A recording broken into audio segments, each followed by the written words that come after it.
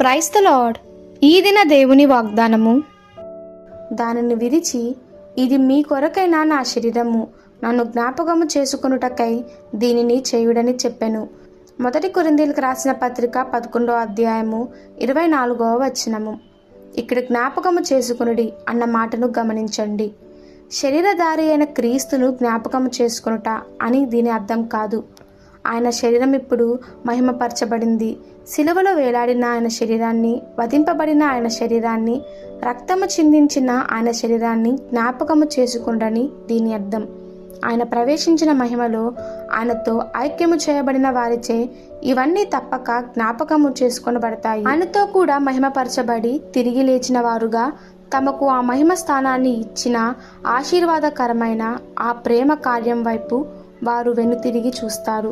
అంతేకాక ఆయన జ్ఞాపకపు పాత్రను వారు త్రాగుతారు. క్రీస్తు మరణించిన వానిగా దృష్టింపబడుతున్నాడు. అయితే క్రీస్తు మరణించిన వాడు కాడు, కానీ మరణించి తిరిగి లేచినవాడు. ఆయనను జ్ఞాపకం చేసుకునుట అనగా ఇదియే. జ్ఞాపకము చేసుకునుట అనగా కేవలము ఆయన బలియాగపు విలువను మాత్రమే జ్ఞాపకం చేసుకునుట కాదు, కానీ ఆయనను కూడా జ్ఞాపకం చేసుకునుట. నిజంగా మరణించినదేదో ఇక్కడ అపోస్తలుడు మనకు తెలియపరుస్తున్నాడు. మరణించిన క్రీస్తు యొక్క ప్రాముఖ్యతను మనం గుర్తించాలి.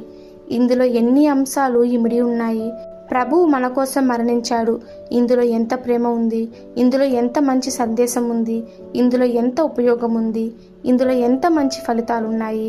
ప్రభు తానే మన కొరకు అప్పగించుకున్నాడు గనుక మనం ఆయన మరణాన్ని పండుగగా ఆచరిస్తున్నాము. ఈ దిన దేవుని వాగ్దానము మనందరి జీవితంలో నెరవేరులాగున ప్రభు కృప మనకి తోడై ఉండునుగాక.